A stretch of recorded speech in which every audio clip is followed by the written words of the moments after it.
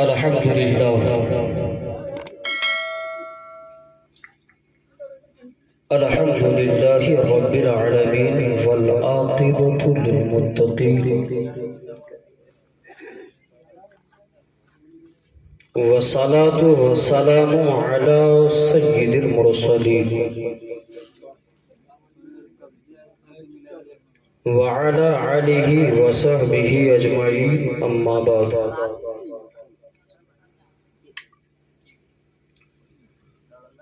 فأعوذ بالله من الشيطان الرجيم بسم الله الرحمن الرحيم يا أيها الذين آمنوا اتقوا الله وكونوا مع الصادقين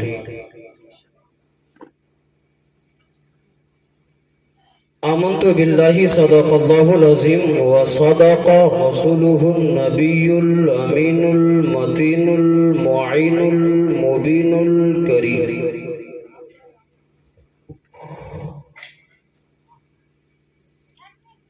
ونحن على ذلك لمن الشاهدين والشاكرين والحمد لله رب العالمين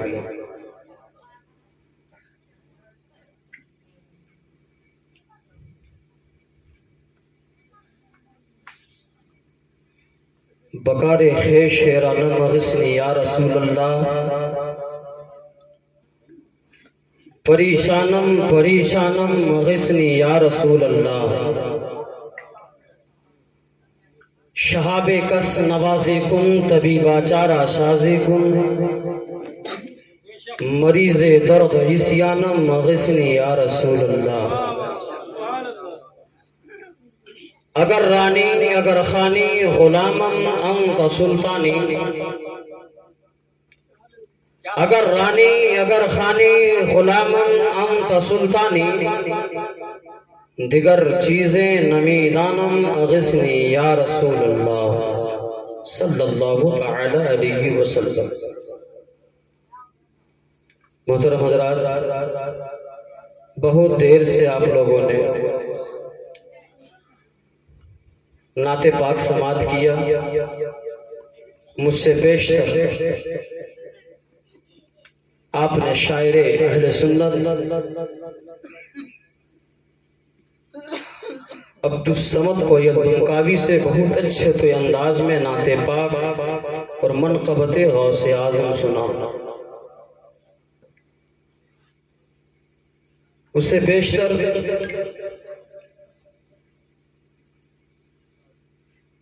شاعر اسلام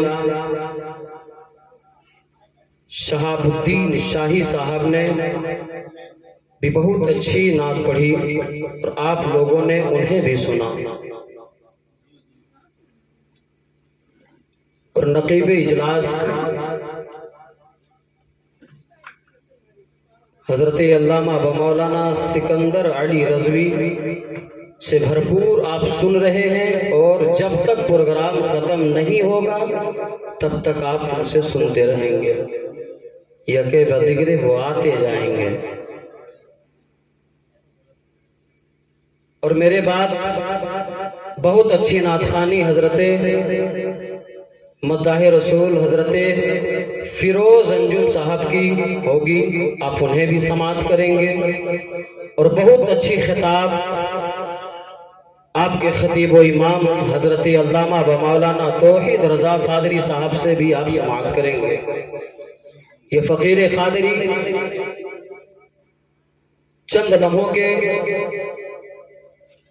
آپ کے درمیان حاضر ہے، مجھے کچھ دیر آپ برداشت کریں۔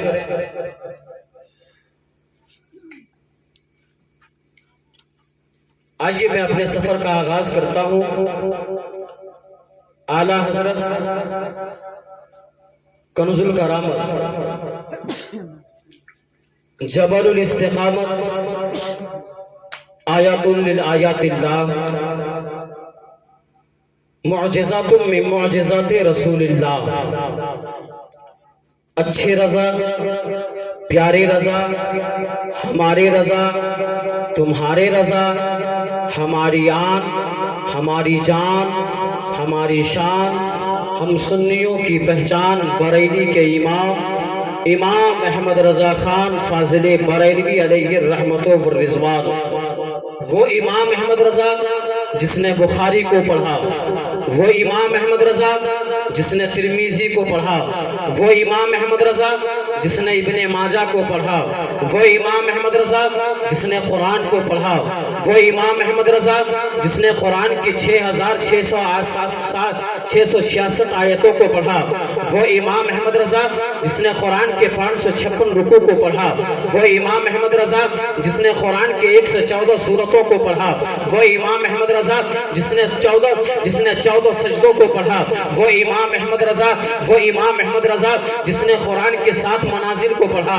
وہ امام احمد رضا جس نے قرآن کے 30 پارے کو پڑھا، وہ امام احمد رضا جس نے آدم کی آدمیت کو پڑھا، وہ امام احمد رضا جس نے ابراہیم کی خلت کو پڑھا، وہ امام احمد رضا جس نے یوسف کے حسن و جمال کو پڑھا، وہ امام احمد رضا جس نے دانیال کے علم و فن کو پڑھا، وہ امام احمد رضا جس نے سلیمان کی حکومت کو پڑھا، وہ امام احمد رضا جس نے موسیٰ کے جاہ و جلال کو پڑھا، وہ امام احمد رضا جس نے صدیق کی صداقت کو پڑھا، وہ امام احمد رضا جس نے فاروق کی عدالت کو پڑھا، وہ امام احمد رضا جس نے عثمان کی سخاوت کو پڑھا، وہ امام احمد رضا جس نے علی کی شجاعت کو پڑھا، وہ امام احمد رضا جس نے سکینہ کی پیاس کو پڑھا، وہ امام احمد رضا جس نے حسن کی امامت کو پڑھا، وہ امام احمد رضا جس نے حسین کی شہادت کو پڑھا، وہ امام احمد رضا جس نے غوث کی کرامت کو پڑھا، وہ امام احمد رضا جس نے خواجہ کی حکومت کو پڑھا، وہ امام احمد رضا فرماتے ہیں آدم آلہ ہے، زکریا آلہ ہے،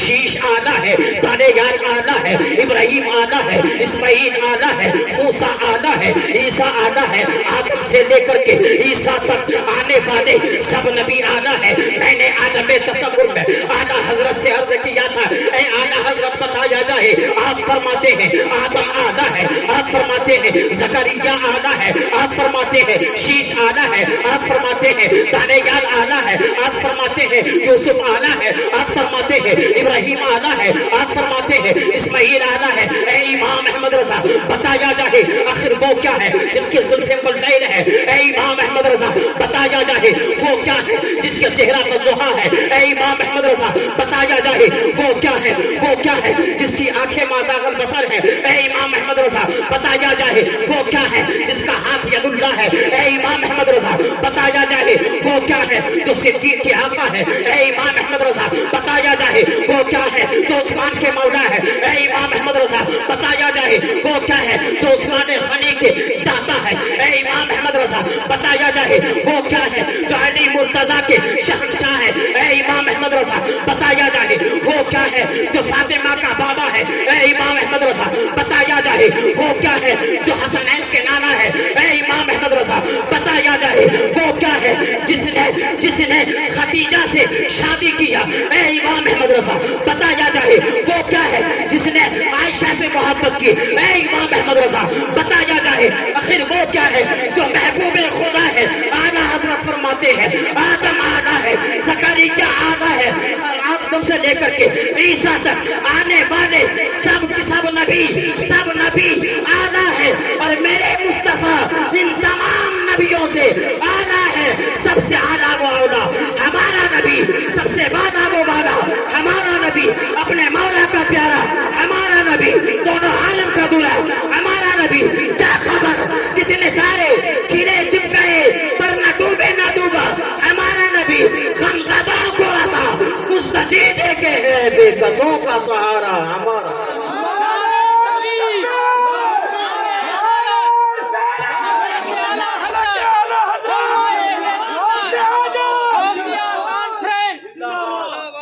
حضرت محترم سب نبی آلہ ہے، سب نبی آدم سے لے کر کے عیسیٰ تک جتنے بھی نبی آئے سب کے سب نبی آلہ ہیں، لیکن اعلیٰ حضرت فرماتے ہیں ان تمام نبیوں سے اعلیٰ اگر کوئی ہے تو وہ آمنہ کا لال ہے۔ اسی لیے تو فرماتے ہیں سب سے اولا وہ اعلیٰ ہمارا نبی، سب سے بالا وہ بالا ہمارا نبی۔ کیا خبر کتنے تارے کھلے چھپ گئے پر نہ ڈوبے نہ ڈوبا ہمارا نبی۔ کون دیتا ہے دینے کو منہ چاہیے دینے والا ہے سچا ہمارا نبی غمزدوں کو رضا مزد دیجے کے ہے بے کسوں کا سہارا ہمارا نبی۔ اعلیٰ حضرت نے جب بھی قلم اٹھایا ہے اعلیٰ حضرت نے کبھی قطب مینار اور کبھی لال قلعے اور کبھی تاج محل کی تعریف نہیں کی بلکہ جب بھی اعلیٰ حضرت نے قلم اٹھایا تو کسی دنیا دار کی تعریف نہیں بلکہ تعریف کرنے پر جا آتے ہیں۔ جب اعلیٰ حضرت لکھنے پہ آتے ہیں تو تعریف کرتے ہیں تو نبی کی نبوت پر لکھتے ہیں رسول کی رسالت پر لکھتے ہیں صدیق کی صداقت پر لکھتے ہیں فاروق کی عدالت پر لکھتے ہیں عثمان کی سخاوت پر لکھتے ہیں علی کی شجاعت پر لکھتے ہیں سکینہ کی پیاس پر لکھتے ہیں عباس کی بازو پر لکھتے ہیں قاسم کی جوانی پر لکھتے ہیں حسن کی امامت پر لکھتے ہیں حسین کی شہادت پر لکھتے ہیں سکینہ کی پیاس پر لکھتے ہیں عباس کی بازو پر لکھتے ہیں قاسم کی جوانی پر لکھتے ہیں خواجہ کی حکومت پر لکھتے ہیں۔ میں نے عالم تصور میں اعلیٰ حضرت سے سوال کیا اے اعلیٰ حضرت بتایا جائے آپ نے آدم کی آدمیت پر لکھ دیا اے امام احمد رضا آپ نے موسیٰ کے جاہ و جلال پہ لکھ دیا اے امام احمد رضا آپ نے ابراہیم کی خلت پر لکھ دیا اے امام احمد رضا آپ نے یوسف کے حسن و کمال پر لکھ دیا اے امام احمد رضا بتایا جائے آپ نے دانیال کے علم و فن پہ لکھ دیا اے امام احمد رضا بتایا جائے آخر آپ نے صدیق کی صداقت پر لکھا فاروق کی عدالت پر لکھا عثمان کی سخاوت پر لکھا علی کی شجاعت پر لکھا سکینہ کی پیاس پر لکھا عباس کی بازو پر لکھا قاسم کی جوانی پر لکھا حسن کی امامت پر لکھا حسین کی شہادت پر لکھا سکینہ کی پیاس پر لکھا اے امام احمد رضا آپ نے خواجہ کی حکومت پر لکھا اے امام احمد رضا بتایا جائے آخر غوث پاک کی شان میں آپ نے کیا لکھا اے امام احمد رضا بتایا جائے آخر غوث پاک کے مرتبے کے تعلق سے تو نے کیا کہا۔ اب اعلیٰ حضرت قلم اٹھاتے ہیں اور بریلی کے ٹوٹی ہوئی چٹائی پر بیٹھ کر کے لکھتے ہیں کیا لکھتے ہیں واہ کیا مرتبہ ہے غوث بالا تیرا اونچے اونٹوں کے سروں سے قدم آنا تیرا سہبانا کیا کوئی جانے ہے کیسا تیرا آدیاں ملتے ہیں آنکھیں وہ ہے طلبہ تیرا کیا دبے جس پہ حمایت کا ہو پنجا تیرا شیر کو خطرے میں لاتا نہیں کتا تیرا شیر کو خطرے میں لاتا نہیں کتا تیرا۔ حضرات محترم آج ہم لوگ غوث اعظم کی محفل کو سجا کر کے بیٹھے ہیں یقیناً محفل کسی کی بھی ہو چاہے وہ غوث اعظم کی محفل ہو چاہے وہ خواجہ غریب نواز کے نام پر محفلیں سجائی جائے لیکن جب اس محفل میں بیٹھ کر کوئی علماء خطاب کرتا ہو تو مصطفیٰ کی شان بیان کرتے ہیں۔ حضرت غوث اعظم فرماتے ہیں کہ میرے مرضی کے بغیر کوئی میرا نام نہیں لے سکتا ہے۔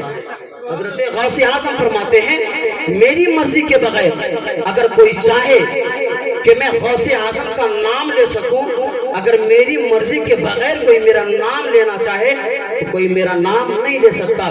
حضرات محترم یہ تو بغداد کے شہنشاہ کا عالم ہے تو مدینے کا شہنشاہ کا عالم کیا ہوگا۔ اگر آج ہم مصطفیٰ کی محفل میں بیٹھے ہیں اس میں ہمارا کوئی کمال نہیں ہے یہ تو کمال مدینے والے کا ہے کہ مدینے والے نے اپنی محفل کو سجانے کے لیے ہمیں چنا ہے۔ کمال مدینے والے کا ہے کہ مدینے والے نے ہمیں چنا اپنی محفل کو سجانے کے لیے ہمیں چنا ہے اپنی تعریف کرانے کے لیے۔ حضرات محترم اس وقت پوری کائنات میں اگر سب سے بہتر سب سے سندر سب سے حسین و جمیل سب سے بیوٹیفل اگر کوئی انسان ہے تو وہ آپ ہے ابھی پوری کائنات میں، اس لیے کہ جہاں لوگ اپنے بستر استراحت پہ آرام فرما رہے ہیں جہاں پہ لوگ سکون کے نیند لے رہے ہیں لوگ خراٹے لے کر کے سو رہے ہیں وہیں پر آپ ایسی محفل میں بیٹھے ہیں جس محفل کے تعلق سے نبی کونین فرماتے ہیں کہ اللہ رب العزت کے کچھ فرشتے ایسے ہیں کہ ایسی محفلوں کی تلاش کرتے ہیں جہاں پر قرآن کی تلاوتیں کی جا رہی ہو ایسی محفلوں کی تلاش کرتے ہیں جہاں پر علماء خطاب کر رہے ہوں ایسی محفلوں کی تلاش کرتے ہیں ایسی محفلوں کی تلاش کرتے ہیں جہاں پر علماء نعت پڑھ رہے ہو شعراء نعت پڑھ رہے ہو علماء خطاب کر رہے ہو ہو جب فرشتوں کو ایسی محفل مل جاتی ہے، فرشتے اس محفل میں آ جاتے ہیں، اور فرشتے آنے کے بعد اس محفل میں فرشتے بھی بیٹھ جاتے ہیں اور اپنے جماعت کے فرشتوں کو بھی بلا لیتے ہیں، اے فرشتے چلے آؤ، ہمیں وہ محفل مل گیا جس محفل کی تلاش میں ہم نکلے تھے۔ فرشتے وہاں بھی آتے ہیں، فرشتے اس محفل میں آتے ہیں، اور حدیث پاک کا مفہوم ہے کہ فرشتے اس طرح بیٹھتے ہیں کہ زمین و آسمان کے درمیان جو فاصلے ہوتے ہیں وہ پورے فاصلے کو بھر دیتے ہیں، ذرا سا سراغ بھی باقی نہیں رہ جاتا ہے۔ اور جس طرح سے ہم یہاں بیٹھ کر کے نبی کی باتیں کر رہے ہیں، جس طرح سے آپ یہاں بیٹھ کر کے نبی کی نعتیں سن رہے ہیں، جس طرح آپ یہاں بیٹھ کر کے نبی پر درود پڑھ رہے ہیں، اسی طرح فرشتے بھی اس محفل میں ہیں، اور وہ بھی نبی پر درود پڑھتے ہیں، وہ بھی اللہ کی کبریائی بیان کرتے ہیں، وہ بھی اللہ کی بڑائی بیان کرتے ہیں۔ لیکن فرق اتنا ہے کہ جب یہ پروگرام اختتام ہوگا، جب انتہا تک یہ پروگرام پہنچے گی، تو ہم لوگ کیا کریں گے؟ ہم لوگ جائیں گے اور جا کر کے اپنے بستر استراحت پہ چین کی نیند لیں گے، لیکن وہ فرشتے جو سونے سے پاک ہے، جسے اونگ نہیں آتی ہے، جسے نیند نہیں آتی ہے، وہ فرشتے سیدھے رب کی بارگاہ میں جائے گا، عرض کرے گا مولا میں ایسی جگہ سے آ رہا ہوں جہاں پر تیرے بندے تیری بڑائی بیان کر رہا تھا، اے مولا جہاں تیرے بندے تیری کبریائی بیان کر رہا تھا۔ فرشتے عرض کریں گے مولا میں ایسی جگہ سے آ رہا ہوں جہاں پر تیرے بندے تیرے حمد و ثنا بیان کر رہے تھے۔ اللہ رب العزت ارشاد فرمائے گا اے فرشتے بتا، اے فرشتے بتا کیا میرے بندوں نے مجھے دیکھا؟ فرشتے عرض کریں گے مولا تیرے بندوں نے تجھے نہیں دیکھا۔ اللہ رب العزت فرمائے گا اے فرشتے جب میرے بندوں نے مجھے نہیں دیکھا تو یہ عالم ہے، اگر دیکھ لیتا تو کیا عالم ہوتا؟ فرشتے عرض کرتے ہیں مولا اگر تیرے بندے تجھے دیکھ لیتا اس سے کئی زیادہ تیری بڑائی بیان کرتے، اس سے کئی زیادہ تجھ پہ حمد و ثنا پڑھے جاتے۔ اب فرشتے عرض کرتے مولا وہاں پر تیرے بندے بیٹھ کر کے تیری حبیب کی بڑائی بیان کر رہے تھے، وہاں پر تیرے حبیب کا ذکر ہو رہا تھا، وہاں پر تیرے بندے بیٹھ کر کے تیری حبیب کے نعتیں پڑھ رہے تھے، وہاں پر بیٹھ کر کے تیرے حبیب کے تعریف بیان کیے جا رہے تھے۔ اب پھر اللہ رب العزت ارشاد فرمائے گا اے فرشتے بتا کیا میرے بندوں نے میرے حبیب کو دیکھا ہے؟ فرشتے ایسا کریں گے مولا تیرے بندوں نے تیرے حبیب کو نہیں دیکھا۔ اللہ رب العزت ارشاد فرمائے گا اے فرشتے جب میرے بندوں نے مجھے نہیں دیکھا ہے، جب میرے بندوں نے میرے حبیب کو نہیں دیکھا ہے تو اتنا درود پڑھتا ہے، اتنی تعریفیں کرتا ہے، اگر دیکھ لیتا تو وہ کیا کرتے؟ کہتا اس سے زیادہ نبی کی تعریفیں کرتے، اس سے زیادہ نبی کی محفلیں سجاتے۔ اب اللہ رب العزت ارشاد فرماتا ہے اے فرشتے بتا آخر میرے بندے وہاں بیٹھ کر کے کس چیز کی طلب کر رہے تھے، کس چیز سے پناہ مانگ رہے تھے؟ اب فرشتے عرض کریں گے مولا وہاں تو تیرے بندے کچھ اس طرح سے بیٹھے تھے جو جنت کی طلب کر رہے تھے اور جہنم سے پناہ مانگ رہے تھے، کچھ جنت کی طلب کر رہے تھے اور کوئی جہنم سے پناہ مانگ رہے تھے۔ اب فرشتے اللہ رب العزت کی رحمتیں جوش میں آئے گی، اللہ تبارک و تعالی ارشاد فرماتا ہے اے فرشتے تم گواہ ہو جاؤ میرے جس بندوں نے مجھ سے جنت کی طلب کی ہے میں نے اسے جنت دیا، اور جس نے جہنم سے پناہ مانگا میں نے اسے جہنم سے پناہ دیا۔ جس نے اس محفل میں بیٹھ کر کے حوصلہ بھرا کانفرنس میں بیٹھ کر کے جس نے مجھ سے جنت کی طلب کی میں نے اسے جنت دیا، اور جس نے جہنم سے پناہ مانگا میں نے اسے جہنم سے پناہ دیا۔ حضرات محترم پڑھے درود پاک اللہم صلی علی سیدنا شفیعنا حبیبنا نبینا مولانا مولانا محمد بارک وسلم صلو علیہ صلاۃ و سلام علیک یا رسول اللہ صلی اللہ تعالی علیہ وسلم۔ اللہ رب العزت قرآن مقدس میں ارشاد فرماتا ہے یا ایھا الذین آمنوا اتقوا اللہ وکونوا مع الصادقین، اے ایمان والو اللہ سے ڈرو، اے ایمان والو اللہ سے ڈرو اور سچوں کے ساتھ ہو جاؤ۔ اللہ تبارک و تعالی ایمان والوں سے مخاطب ہو کر کے فرماتا ایمان والو اللہ سے ڈرو اور سچوں کے ساتھ ہو جاؤ۔ حضرات محترم اللہ تبارک و تعالی حکم دے رہا ہے سچوں کے ساتھ ہو جاؤ۔ آخر وہ سچے لوگ ہوتے کون ہیں؟ کیا کبھی نہ جھوٹ بولنے والے لوگ سچے ہیں؟ کیا ہمیشہ سچ بولنے والے لوگ سچے ہیں؟ حضرات محترم وہ لوگ سچے نہیں ہوتے ہیں جو کبھی جھوٹ نہیں بولتے ہیں، وہ لوگ سچے نہیں ہوتے ہیں۔ قرآن کی آیت مقدسہ کے مراد یہ نہیں ہے کہ جو لوگ جھوٹ نہیں بولتے ہیں، جو لوگ سچ بولتے ہیں وہ لوگ سچے ہیں، بلکہ سچے تو وہ ہے جو زبان کے ساتھ ساتھ دل کا بھی سچا ہو، سچے وہ ہے جو عقیدے کے بھی سچے ہو، سچے تو وہ ہے جو سچی راہ پہ چلتا ہو۔ جب ایسے سچوں کے ساتھ، جب ایسے سچوں کے ساتھ آپ وابستہ ہو جائیں گے، جب ایسے سچوں کے دامن کو پکڑ کر کے جب آپ دنیا کا سفر کریں گے تو آپ یہاں بھی کامیاب رہیں گے، وہاں بھی کامیاب رہیں گے۔ جب آپ ایسے سچوں کے ساتھ ہو جائیں گے جو زبان کے بھی سچے ہو، دل کے بھی سچے ہو، عقیدے کے بھی سچے ہو، اور سچی راہ پہ چلتا بھی ہو، اور جب ایسے سچوں کے ساتھ ہو کر کے جب آپ دنیا کا سفر کریں گے، جب آپ دنیا کا سفر کریں گے تو آپ یہاں بھی کامیاب رہیں گے اور وہاں بھی کامیاب رہیں گے۔ صرف شرط ہے کہ ہمیں سچوں کے ساتھ ہونا چاہیے۔ وہ سچا کیسا ہونا چاہیے؟ آئیے میں بتاؤں۔ حضرت ابو صالح موسیٰ جنگی دوست، آپ نے نام سنا ہوگا، یہ نام حضرت غوث اعظم کے والد محترم کا ہے، جن کا نام حضرت ابو صالح موسیٰ جنگی دوست ہے۔ انہوں نے ایک سیب کھایا تھا، بھوک کی شدت سے تڑپا تھا، بھوک کی شدت نے تڑپایا تھا، اور جب دریا کے کنارے سے گزر رہے تھے، جب بھوک کی شدت نے تڑپایا، دریا کے کنارے وہ دیکھتے ہیں ایک سیب بہتا ہوا جا رہا ہے۔ حضرت ابو صالح موسیٰ جنگی دوست نے اس سیب کو اٹھایا اور اٹھانے کے بعد کھا لیا۔ اس نے کچھ نہیں دیکھا اس کا مالک کون ہے، یہ نہیں دیکھا کہ یہ کس کا پھل ہے، بھوک کی شدت نے تڑپایا تھا۔ حضرت ابو صالح موسیٰ جنگی دوست نے اس سیب کو کھایا۔ کھانے کے بعد جب وہ معدے میں پہنچا، دماغ کی بتی جلی۔ اب اس نے سوچا کہ اگر میں یہ سیب میں کھایا ہوں، کہیں ایسا نہ ہو کہ یہ سیب ہضم ہو کر کے خون میں تبدیل ہو جائے اور یہ سیب، یہ ناپاک خون میرے پاک خون کو ناپاک کر دے۔ یہ سوچ کر کے حضرت ابو صالح موسیٰ جنگی دوست اس طرف چل پڑے ہیں جدھر سے وہ سیب بہ کر کے آیا تھا۔ جب حضرت ابو صالح موسیٰ جنگی دوست چلے ہیں، میلوں کا سفر کرتے کرتے حضرت ابو صالح موسیٰ جنگی دوست ایک باغیچے کو دیکھتے ہیں۔ وہاں تک پہنچے جہاں ایک باغیچہ تھا، اور کیا دیکھتے ہیں کہ اس باغیچے کا ایک درخت جس کی ٹہنی دریا کے سطح آپ سے ٹچ کیا ہوا ہے۔ حضرت ابو صالح موسیٰ جنگی دوست یہ سمجھ جاتے ہیں ہو نہ ہو میں نے جو سیب کھایا ہے وہ اسی باغ کا ہو سکتا ہے، اس لیے کہ اس کی جو ڈالی ہے وہ سطح آپ سے ٹچ ہے، ہو سکتا ہے اسی باغیچے کا وہ سیب ہوگا۔ حضرت ابو صالح موسیٰ جنگی دوست اندر جاتے ہیں اور جانے کے آواز لگاتے ہیں، کوئی ہے کہ آواز لگاتے ہیں۔ اندر سے آواز آتی ہے، ہاں میں ہوں، کون ہے تو؟ حضرت ایک شیخ پانی جس کا نام حضرت عبداللہ سومئی ہے وہ باہر آتے ہیں۔ آنے کے بعد کہا تھا کیا بات ہے؟ کہا میں نے آپ کے باغ کا ایک سیب کھایا ہوں۔ کہتا ہے تو نے ایک سیب کھایا؟ کب کھایا؟ میں تو یہاں پہرا دے رہا ہوں، یہاں تو میں گاڑی کر رہا ہوں، جب تو آیا نہیں تو کھایا کیسے؟ کہتا ہے میں کھایا ہوں۔ پوری واقعہ بتاتے ہیں، بھوک کی شدت نے تڑپایا تھا، بھوک کی شدت سے میں تڑپ رہا تھا، میں نے ایک سیب کو دیکھا، میں نے اسے کھا لیا۔ اس کھانے کے بعد جب میرے دماغ کی بتی جلی، میں سوچا کہیں یہ ہضم ہو کر کے خون میں تبدیل نہ ہو جائے اور یہ ناپاک خون کہیں میرے جسم کے پاک خون کو ناپاک نہ کر دے۔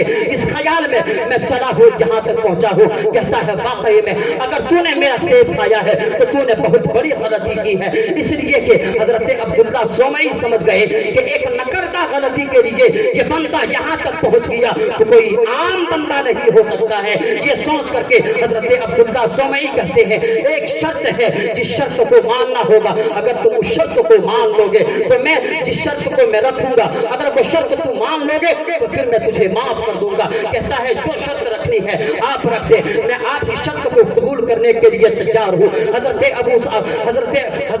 عبداللہ سومئی نے کہا تھا میری ایک بیٹی ہے جسے تمہیں نکاح کرنا ہوگا۔ کہا ٹھیک ہے میں نکاح کر لوں گا۔ حضرات محترم وہ ایک جو 21-22 سال کا کڑیل نوجوان تھا اور اسے ابتدا ایک سیب کھانے کی جرم میں اس نے ابھی حضرت عبداللہ سومئی کے بیٹی کو دیکھا نہیں تھا، ہو سکتا تھا جھٹکا لگ سکتا تھا، یہ نوجوان تھا، فکری اتنا تو فطرتی ہو سکتا تھا کہ اس کا جھٹکا لگ سکتا تھا، لیکن آج کا اگر نوجوان ہوتا تو کہتا یہاں صرف میں نے ایک سیب کھایا تھا، میں تمہارے جمائی بننے کے لیے نہیں آیا تھا، اور یہ کہہ کر کے وہ چلا جاتا۔ لیکن قربان جائیے حضرت ابو صالح موسیٰ جنگی دوست کے تقوی پر انہوں نے کہا تھا واقعی میں نے غلطی کیا ہے، ہاں میں آپ کی بیٹی سے نکاح کر لوں گا۔ اور یہ کہنے کے بعد جب یہ کہا، کہنے کے بعد کہتا ہے سنو، بعد میں یہ نہ کہنا کہ میں نے اپنی بیٹی کے بارے میں تجھے کچھ بتایا نہیں، سنو سنو، میں نے آپ کو میں یہ کہتا ہوں کہ میری بیٹی جو ہے وہ میری بیٹی آنکھ سے اندھی ہے، میری بیٹی جو ہے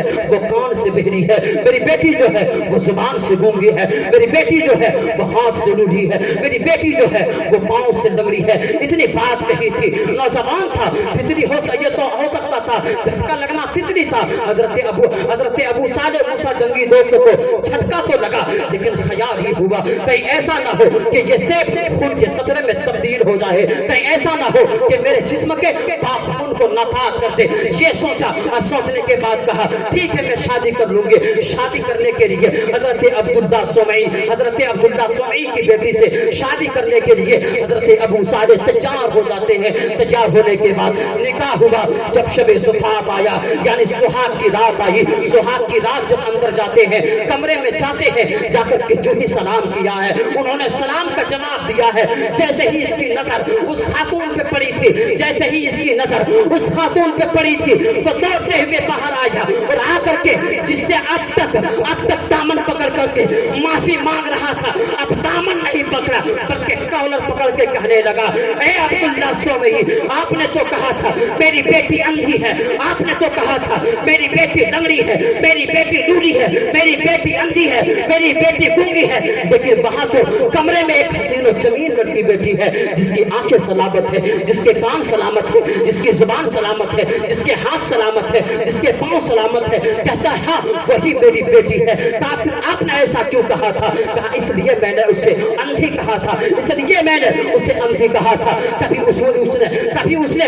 اس نے حرام دیکھا نہیں، اس لیے میں نے اسے گونگی کہا تھا، کبھی اس نے حرام بولا نہیں، اس لیے میں نے اسے لنگڑی کہا تھا، کبھی حرام کی طرف چلا نہیں، اس لیے میں اسے میں لولی کہہ رہا تھا، کبھی اس نے حرام کو پکڑا نہیں، اس لیے میں اسے بہری کہہ رہا تھا، کبھی اس نے حرام سنا نہیں۔ حضرات محترم وہ تھے فاطمہ ام الخیر۔ حضرات محترم جب باپ حضرت عبداللہ، جب باپ ابو صالح موسیٰ جنگی دوست ہو اور جب باپ فاطمہ ام الخیر ہو، جب ان دونوں رتنوں کا ملن ہوتا ہے تو غوث اعظم کا جنم ہوتا ہے۔ جب ان دونوں رتنوں کا ملن ہوتا ہے تب جا کر کے غوث اعظم کا جنم ہوتا ہے۔ وہ غوث اعظم جو بچپنے کے زمانے میں جب حضرت غوث اعظم کو اس کی ماں مدرسے لے کر کے گئے، جب حضرت غوث اعظم کو مدرسے لے جا کر کے استاذ کے پاس بٹھائے، کہا تھا اے استاذ جی آپ اسے اعوذ باللہ پڑھا دیجئے، آپ اسے بسم اللہ خانی کرا دیجئے۔ جب اتنا کہا تھا استاذ نے کہا تھا بیٹا پڑھو اعوذ باللہ من الشیطان الرجیم، بیٹا پڑھو بسم اللہ الرحمن الرحیم۔ جب اتنا کہنا تھا تو حضرت غوث اعظم نے جب پڑھنا شروع کیا، ایک پارے، دو پارے، تین پارے، چار پارے نہیں بلکہ مکمل 17 پارے پڑھے، اور 17 پارے پڑھنے کے بعد حضرت غوث اعظم خاموش ہو جاتے ہیں۔ استاذ فرماتے ہیں اے بیٹا خاموش کیوں ہو گیا، اس سے آگے تو پڑھو، جہاں پر تو نے 17 پارے یاد کیے تھے وہیں پر تو جا کر کے 13 پارے یاد کر دینا۔ کہا یہی تو افسوس کی بات ہے کہ میری ماں صرف 17 پارے کی حافظہ تھی، اگر میری ماں پورے قرآن کی حافظہ ہوتی تو ماں کے پیٹ میں مکمل قرآن کو یاد کر لیتا۔ حضرات محترم کہتا کیسے تو نے یاد کیا؟ جب استاذ نے پوچھا تھا کہتا ہے میری ماں جھاڑو لگا رہی تھی، میری ماں جب جھاڑو لگاتی تھی میں شکم میں تھا، میری ماں قرآن پڑھتی تھی، میری ماں آٹا گوندتی تھی قرآن پڑھتی تھی، میری ماں روٹی بناتی تھی قرآن کی تلاوت کرتی تھی، میری ماں اٹھتی تھی قرآن پڑھتی تھی، بیٹھتی تھی قرآن پڑھتی تھی، سوتی تھی قرآن پڑھتی تھی۔ میں سن کر کے ماں کے پیٹ میں 17 پارے کو یاد کر لیا۔ آج کی ماں بہنیں کہتی ہے ہماری اولاد 10 سال کی ہوگی تب علم سیکھے گا۔ آج کی ماں بہن کہتی ہے ابھی مکتب کیسے بھیجو، ابھی میرے بیٹے کی عمر تو 12 سال کی عمر ہے، ابھی میرے بیٹے کے 8 سال کی عمر ہے۔ میں اپنے ماں اور بہنوں سے کہنا چاہتا ہوں جب آپ امید سے ہو، جب آپ عمل سے ہو، اس وقت آپ ایک نیک کام کر لینا۔ جب بھی جتنا بھی آپ قرآن پڑھنا جانتے ہیں، قرآن کی تلاوت کرتے جانا۔ جب شکم آپ کا ہوگا اور جب بیٹا پیدا ہوگا تو کوئی اور نہیں بلکہ غلام غوث پیدا ہوگا۔ جب بیٹا پیدا ہوگا تو غلام غوث پیدا ہوگا۔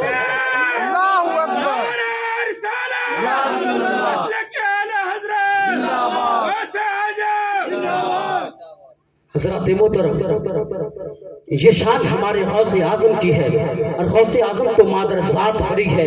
حضرات محترم، غوث اعظم سے جب پوچھا گیا کہ بیٹا تم کو کب پتا چلا کہ تم ولی ہو، غوث اعظم سے پوچھا گیا کب پتا چلا کہ تم ولی ہو، تو غوث اعظم فرماتے جب میں مدرسے جا رہا تھا تو غیب سے آواز آ رہی تھی راستہ خالی کرو، راستہ دو، اللہ کے ولی آ رہے ہیں۔ کیا کمی تھی حضرت غوث اعظم کی دامن میں؟ پھر بھی حضرت غوث اعظم نے علم حاصل کیا اور غوث اعظم فرماتے ہیں میں نے اتنا علم حاصل کیا یہاں تک کہ میں کتب بن گیا۔ غوث اعظم فرماتے ہیں اتنا علم حاصل کیا یہاں تک کہ میں کتب بن گیا۔ حضرات محترم، آئیے میں بات علم کی کروں تو آج ہمارے معاشرے میں علم کی بہت زیادہ کمی ہے، لیکن آج نہ ہماری اولادیں پڑھنی چاہتی ہے، نہ گارجین اپنے بیٹے کو، اپنی اولادوں کو دینی تعلیم دینا چاہتے ہیں۔ لیکن آئیے میں بتاؤں، ایک بزرگ ہے جن کا نام مخدوم ماہیمی ہے، جن کا مزار اس وقت دلی کے سرزمین پر موجود ہے۔ وہ مخدوم ماہیمی بچپنے کا زمانہ ہے، اپنے ماں کے پاس جاتے ہیں اور جانے کے بعد کہتے ہیں ماں مجھے علم دین سیکھنا ہے۔ جس طرح آج ہمارے گھروں کے سامنے مکتب ہوتے ہیں، جس طرح ہمارے علاقے میں مدارس ہوتے ہیں، اس طرح سے اس زمانے میں مدرسے نہیں ہوا کرتے تھے، بلکہ لوگ علم سیکھنے کے لیے شہر جایا کرتے تھے۔ وہ مخدوم ماہیمی اپنے ماں کے پاس جاتے ہیں، کہا ماں میں علم دین سیکھنا چاہتا ہوں۔ کہا بیٹا اگر تو علم دین سیکھنے جائے گا تو پھر میرا کام کون کرے گا؟ کہا بیٹا میں تیرے بغیر نہیں رہ سکتا۔ کہا ماں آپ میرے بغیر نہیں رہ سکتے ہو تو میں علم کے بغیر نہیں رہ سکتا۔ بیٹا مت جانا علم سیکھنے، اتنا کہنا تھا۔ ماں کا وفادار بیٹا تھا حضرت مخدوم ماہیمی، علم دین سیکھنے نہیں گئے، لیکن اب بھی علم سیکھنے کا چراغ دل میں روشن ہے۔ حضرت مخدوم ماہیمی کے دل میں اب بھی علم سیکھنے کا ذوق ہے۔ حضرت مخدوم ماہیمی شام کو جب سیر و تفریح کے لیے نکلے روتے روتے جا رہے تھے، حضرت مخدوم ماہیمی دریا کے کنارے جاتے ہیں اور دریا کے کنارے جاتے جاتے ایک بزرگ دریا سے اٹھتے ہیں۔ کہا بزرگ اٹھتے ہیں اور اٹھنے کے بعد حضرت مخدوم ماہیمی کے پاس آتے ہیں اور آنے کے بعد کہا تھا سلام کیا، سلام کرنے کے بعد کہا بیٹا بتا آخر رونے کی وجہ کیا ہے؟ اے بیٹا آخر تو رو کیوں رہا ہے؟ کہا حضور آپ مجھے اپنی حال میں چھوڑ دے، مجھے نہ پوچھے کہ میں کیوں رو رہا ہوں، میں اپنے آپ کے رو رہا ہوں۔ کہا بیٹا بتا آخر بات کیا ہے؟ کہا حضور جب آپ اصرار کرتے ہیں تو سنیں، میں علم دین سیکھنا چاہتا ہوں لیکن میری ماں مجھے علم دین سیکھنے کی اجازت نہیں دیتی ہے، میں علم دین سیکھنے جانا چاہتا ہوں، میری ماں اجازت نہیں دیتی ہے۔ کہتا ہے بیٹا اگر تو علم دین سیکھنا چاہتا ہے تو روزانہ تو یہاں چلا آنا، میں تجھے علم دین سکھاؤں گا۔ وہ حضور وہ بزرگ کوئی اور نہیں بلکہ حضرت خضر علیہ السلام تھے۔ وہ خضر علیہ السلام روزانہ حضرت مخدوم ماہیمی حضرت خضر علیہ السلام کے پاس جاتے اور جا کر کے علم سیکھنا شروع کیا۔ علم سیکھتے گئے، کچھ دن گزرنے کے بعد حضرت مخدوم ماہیمی کی ماں نے ایک دن حضرت مخدوم ماہیمی سے پوچھا تھا بیٹا آخر بتا تو روزانہ صبح کو اٹھتے ہو غائب ہوتے ہو نظر نہیں آتے ہو، اے بیٹا تو جاتا کہاں ہے؟ جب اتنی بات پوچھی تھی تو حضرت مخدوم ماہیمی سوچنے لگتے ہیں کہ آخر میں ماں کو جواب کیا دوں، اس لیے کہ حضرت خضر علیہ السلام نے ایک وعدہ اس کے سامنے کیا تھا، ایک وعدہ کرایا تھا کہ بیٹا جب تک میں علم دین سکھاتا ہوں تو میرے پاس علم دین سیکھتا ہے، یہ بات کسی کو بتانا نہیں، یہ راز کی بات ہے، یہ کسی کو بتانا نہیں، اور جس دن تم یہ راز کی بات کسی کو بتا دو گے تو میں علم دین سکھانے نہیں آؤں گا۔ اتنی بات ہوئی، ماں پوچھتی بیٹا تو جاتا کہاں ہے، جواب کیوں نہیں دیتا؟ حضرت مخدوم ماہیمی کی ماں جب اصرار کرنے لگتی ہے، مخدوم ماہیمی سوچتے ہیں اگر میں اپنی ماں کو اگر نہ بتاؤں تو ماں ناراض ہوگی، اور اگر ماں ناراض ہو گئی تو خدا ناراض ہوگا، خدا ناراض ہو جائے گا تو میرا ٹھکانہ تو جہنم ہوگا۔ होगा, मैं यहाँ भी नाकाम होगा और मैदान महशर में भी नाकाम होता हुआ नजर आऊंगा। इस ख्याल में हजरत मखदूम माहिमी ने अपनी माँ को पूरी बात बताई। एक बुजुर्ग है जो मुझे इल्म दीन सिखाता है, मैं उसके पास इल्म दीन सीखने जाता हूँ। उसकी माँ ने ये बात सुनी थी, खुशी से उछलने लगे और उछल करके कहा, बेटा तू इल्म दीन सीखने जाता है, ठीक है बेटा जा, अब मैं तुझे इल्म दीन सीखने से नहीं रोकूंगा। इतनी बात कही थी। हजरत मखदूम माहिमी सारों कतार रोने लगते हैं। माँ किस इल्म की बात करते हैं?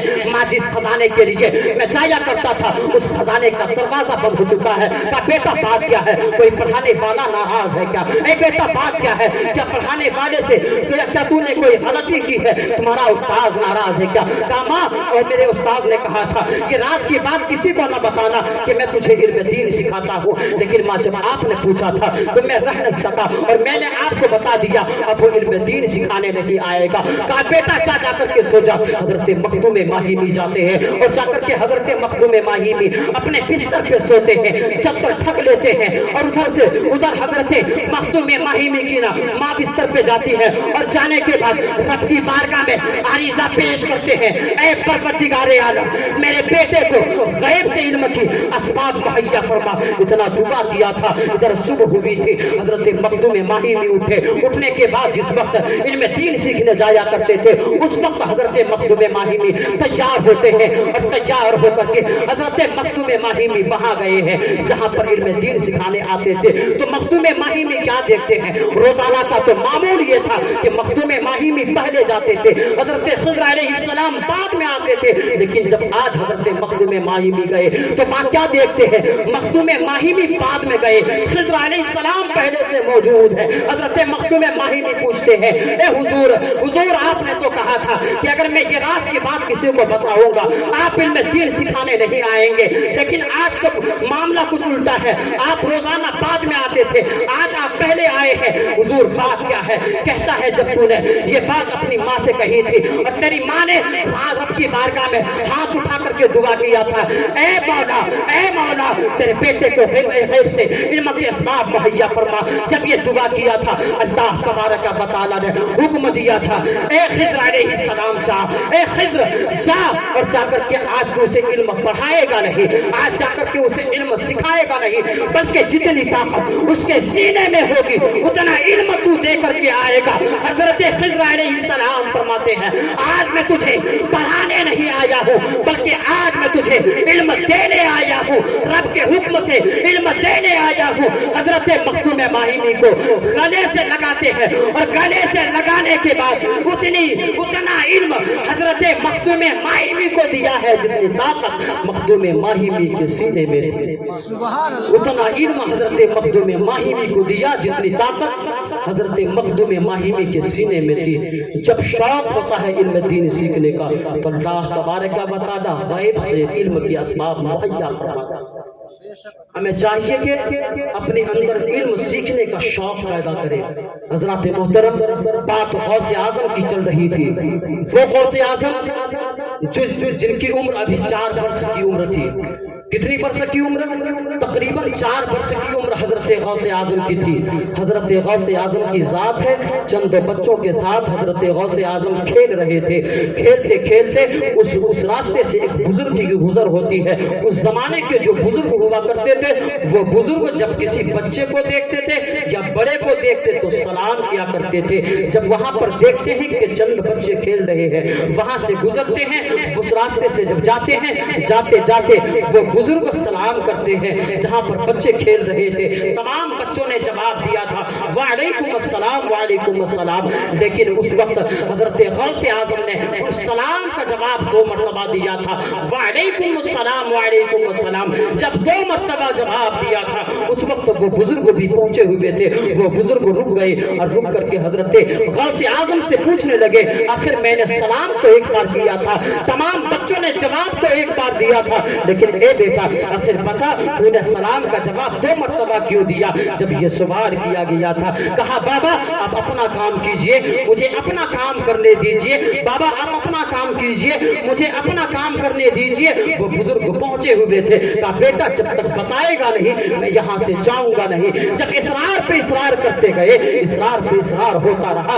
हजरत गौसे आजम फरमाते हैं कि आप जानना चाहते हैं मैंने 2 मरतबा किस लिए जवाब दिया, हाथ को पकड़ा है और हाथ को पकड़ने के बाद एक ऊंचे टीले पे लेकर के गए हैं और जाकर के खड़ा कर दिए और कहता देखते हैं वो बस्ती। कहाँ देख रहा हूँ? कहा बाबा उस बस्ती को देखिए, आज से 4 साल पहले, तकरीबन 4 साल पहले इस बस्ती से आपका गुजर हुआ था। कहाँ हुआ था? कहा वो घर देखते हैं। कहाँ वो घर देखता हूँ? कहा आप उस घर के सामने से गुजर करके जब जा रहे थे तो आपने सलाम किया था। कहा मैंने सलाम किया था। कहा बाबा, कहा बाबा आपने सलाम किया था तो आपको जवाब मिला था? कहा जवाब नहीं मिला था।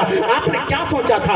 यही सोचा था ना कि सज्जदों का दरवाजा हो करके हमें दुआएं न मिल सका।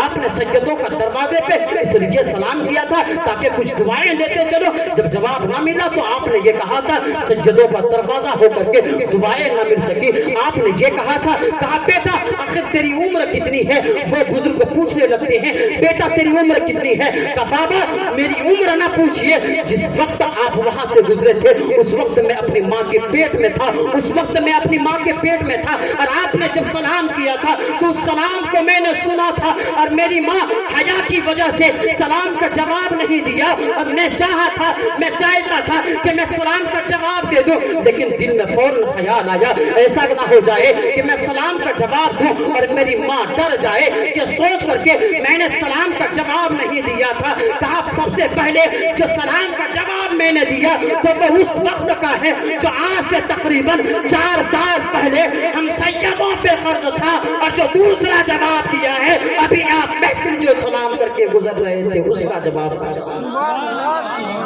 जो दूसरा जवाब मैंने दिया है वो सलाम का जवाब ये है कि आप जो अभी महफिल से सलाम करके गुजरे इसका जवाब मैंने दिया। ये गौसे आजम की जात है। माँ की पेट में रह करके पूरी दुनिया की खबर रखते हजरत गौसे आजम की शान ये है। हजरत मोहतरम हजरत गौसे आजम की शान देखिए। हजरत गौसे आजम की जात है।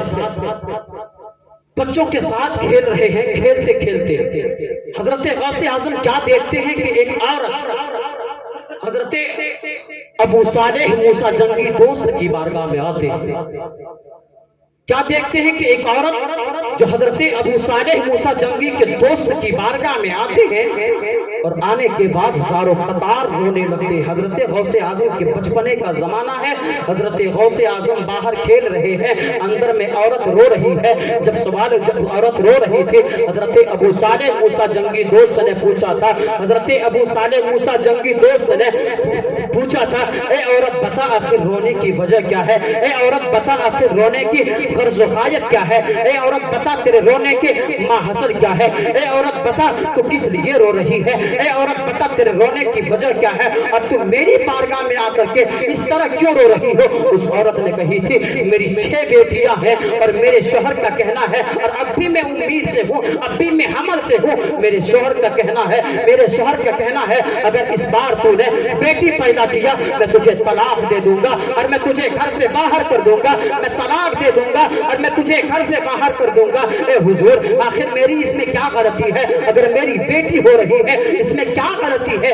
ये तो कुदरत का निजाम है। अल्लाह जिसे चाहता है बेटी देता है, अल्लाह जिसे चाहता है बेटा देता है, इसमें मैं क्या कर सकता हूँ? कहा फिर मैं क्या करूँ? मेरी बारगाह में आई किस लिए हो कि अल्लाह के जो वली होते हैं वो बहुत दूर तक देखते हैं। आप अपनी निगाह को बंद करें और देखें तो अल्लाह के वली जो होते हैं हम तो आंखें खोल कर देखा करते हैं, जो चीज आंखें खोल करके हम नहीं देख सकते अल्लाह के वली आंखें बंद करके वो चीज देखते हैं। हजरत अबू सालेह मूसा जंगी दोस्त ने आंख को बंद किया और आंख बंद करने के बाद हजरत अबू सालेह मूसा जंगी दोस्त ने लोहे महफूज पे देखा और देखने के बाद बताया था जो तेरे शिकम में जो आलात फरमान चल रहा है वो बेटी नहीं, वो बेटा नहीं बल्कि वो बेटी है। इतना सुना था वो औरत सारो कतार रोने लगी और रो करके हुजरे से बाहर आई।